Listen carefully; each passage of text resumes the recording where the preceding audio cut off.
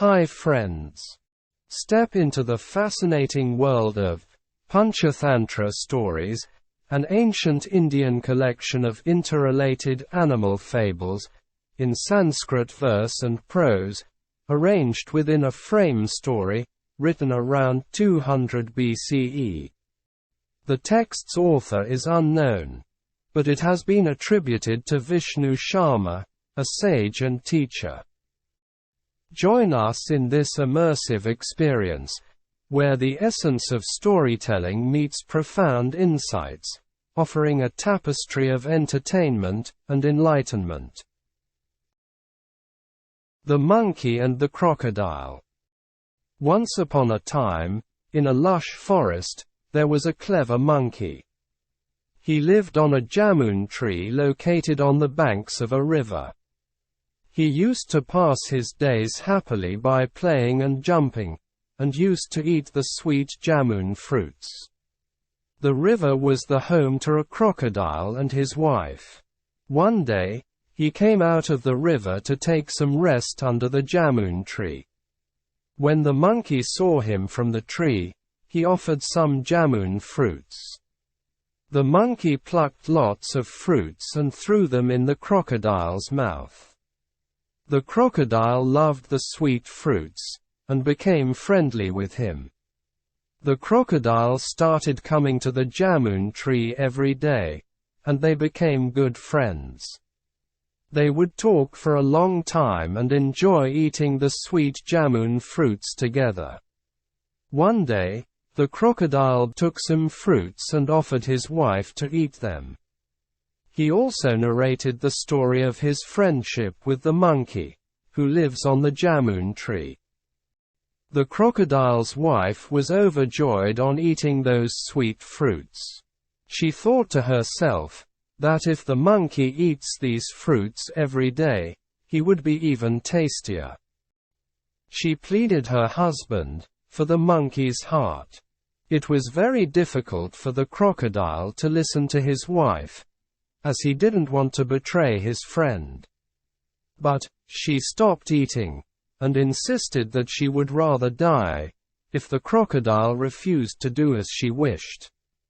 Being a loving husband, he was left with no other choice, and decided to fulfill his wife's wish. He approached the monkey, and struck up a conversation.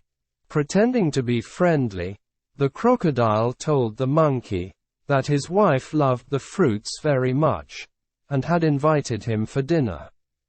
The monkey accepted the invitation at once, but asked him how he could travel. The crocodile said that he could sit on his back, and he would carry him to his home. And so, the monkey sat on him and they entered the water of the river. The crocodile took him to deeper water, where he planned to kill him. The wise monkey, however, suspected the crocodile's intentions. At that moment, the crocodile, with a heavy heart, revealed his wife's desire to eat the monkey's heart. The monkey, quick-witted and resourceful, came up with a plan to save himself. He told the crocodile that he had left his heart on the jamun tree, and suggested to go back to get it. The crocodile, believing the monkey's words, turned back and swam to the riverbank. As soon as they reached the shore, the monkey leaped off the crocodile's back and climbed up the jamun tree, out of reach. He had finally saved himself from the crocodile's evil plan. From the safety of the tree, the monkey mocked the crocodile for believing such a foolish idea. The crocodile, realizing his mistake, apologized to the monkey, and admitted that he had been deceived by his own foolishness. The end of the story: The Monkey and the Crocodile. The moral of the story is, a quick wit can solve most problems. The Blue Jackal. In a village, near a dense forest, there lived a jackal. One day, While scavenging for food near a dyer's house, the jackal accidentally fell into a vat filled with blue dye. As a result, his fur turned entirely blue. Frightened by his new appearance, the blue jackal decided to leave the village to avoid the ridicule of other animals. He ventured into the forest, where no one recognized him. The animals in the forest were puzzled and amazed by the presence of a blue jackal, considering it a rare and magical creature. The jackal, realizing the advantage of his unique color, decided to use it to his advantage. He declared himself the king of the forest, claiming that the gods had appointed him as the ruler, due to his extraordinary blue color. The other animals, impressed and intimidated by the supposed divine appointment, accepted the blue jackal as their king. The jackal, now reveling in his newfound status, enjoyed the luxuries of being the ruler. He received special treatment, and the animals followed his every command. However, the blue jackal's true nature soon resurfaced. One night, he heard a pack of jackals howling in the distance. Overwhelmed by the familiar sounds, he couldn't resist joining in. The moment he howled, the other animals in the forest realized the truth, that their king was just a regular jackal with blue fur. Feeling betrayed and angered by the deception, the animals turned against the blue jackal. They chased him out of the forest, and he became an outcast once again. The jackal, now humbled and wiser, returned to his natural habitat, realizing that his attempt to rise above his true identity had led to his downfall. The end of the story, The Blue Jackal. The moral of the story is, nobody can hide their true selves for a long time. The Lion and the Hare. Once upon a time, in a dense forest, there lived a wise and quick-witted hare.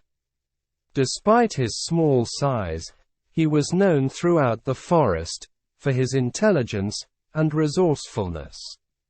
One day, a ferocious and greedy lion declared himself the king of the jungle. The animals of the forest were terrified of him. The lion's presence instilled fear in all the creatures, and they lived in constant dread of being his prey. The hare, being clever and agile, observed the fear and oppression among the animals. He decided that something needed to be done to alleviate their suffering. So, he hatched a plan to outsmart the mighty lion. Approaching the lion with great respect, the hare said, "O mighty king, I have heard of your unmatched strength and bravery. But there is a rumor among the animals that you are not the strongest in the jungle." This statement piqued his curiosity, and the lion demanded to know who could possibly be stronger than him. The hare replied, "It is said that there is a magical lion who dwells in a cave at the edge of the forest. This lion is said to be so powerful that it can even defeat you." The lion, fueled by pride and a desire to prove his dominance, roared in anger. He declared, "Take me to this magical lion, immediately. I will show him who the real king of the jungle is." The hare, leading the way, guided the lion to a deep pit, covered with dry leaves.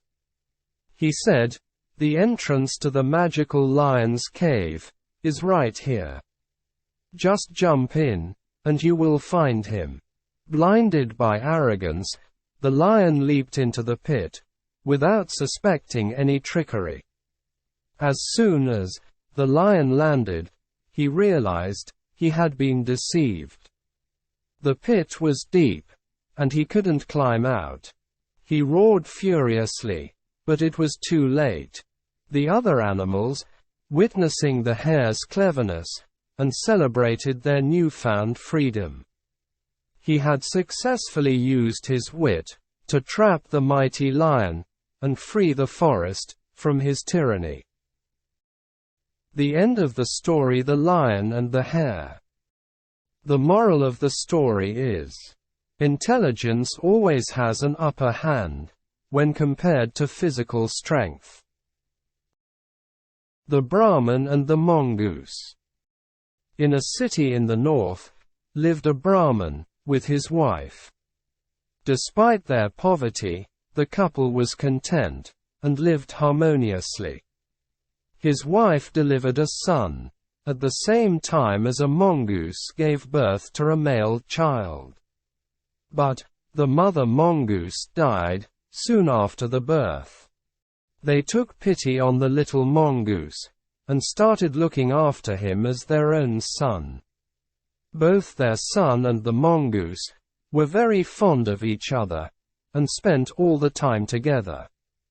Yet the Brahmin's wife never left her son alone, because she did not trust the mongoose, fearing that he would someday harm her son. One day, she had to fetch some water.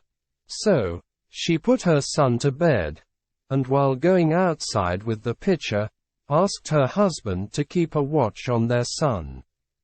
Their son was sleeping peacefully in the cradle. The Brahmin thought that the mongoose would look after the child, and he then left for begging alms. Soon, a snake entered the house. Fearing danger, the mongoose attacked his natural enemy to defend the child, who was like a brother to him. Although he was small, and the snake was strong, he fought with all his might and eventually killed the snake. His mouth and claws were all smeared with the snake's blood. The little mongoose was very proud of itself, and waited outside the house for the Brahmin's wife. He was eager to show his mother how brave he was.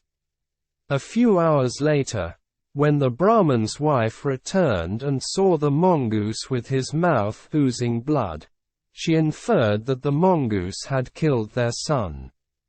Angered and frustrated, she threw the heavy pitcher, full of water, that she was carrying, on the little mongoose. The little mongoose was severely wounded. She then ran towards the room in search of her son, and to her surprise, saw their son still sleeping quietly in the cradle. But on the floor was a dead snake which was bitten into pieces. Then she understood that to save their son, the mongoose attacked and killed the snake. Realizing her terrible mistake, she rushed back to the mongoose, but found him dead. She was struck by grief that she had killed the mongoose, who was like a son to her. The end of the story: The Brahmin and the Mongoose. The moral of the story is, think hard before you act, and do not do anything in haste. The Swan and the Owl. A long time ago, there lived a beautiful swan, by the side of a big lake, that was situated in the middle of a dense forest. The swan used to spend time in various playful activities on a lake. One day, an owl came there. He drank the water of the lake, and started living there. He saw the swan and requested for his friendship. The swan agreed to be his friend. Together, they shared a bond that was as strong as the branches of the old oak tree that stood by the lake. Every day, the swan and the owl would venture out on exciting adventures, exploring the enchanting forests and meadows that surrounded their peaceful abode. But the owl soon got bored of the place, and told the swan, "I am going back to my home in the lotus wood, and if you ever want to visit me, you can visit me there." After many days, one sunny morning, the swan decided to reunite with the owl, and decided to pay a visit. At first, he could not find him, and after a long search, he discovered him, sitting in the dark tree hole. The owl asked the swan to take some rest till daylight was over, and told him that he could come out only at night, for he was blind in the daytime. The swan was tired because of his long journey, and decided to take rest. Just then, a few travelers came to rest under the tree. The sun had set, and it was near dark all around. Seeing the travelers, the owl hooted sharply, which echoed through the night air. Unfortunately, the tourists misinterpreted the owl's hoot as a bad omen, a sign of impending danger. Fearing for their safety, one of the travelers shot an arrow, aiming it towards the owl. With his keen senses and the ability to see clearly in the darkness, the owl swiftly dodged the arrow and took refuge in a nearby hole, near the shore of the lake. But the swan did not move. The arrow, instead, pierced the swan, who was fast asleep at that time. The swan let out a cry of pain as the arrow pierced its delicate body, and dropped dead on the ground. With a heavy heart, the owl mourned the loss of his dear friend. The end of the story, The Swan and the Owl. The moral of the story is, friendship has to be between equals. End of Panchatantra Stories, Part 1. Thank you for watching. Hope you have enjoyed the audiobook, Panchatantra Stories, Part 1. Please listen to the next episode. Do not forget to comment, share, like, and subscribe to the video.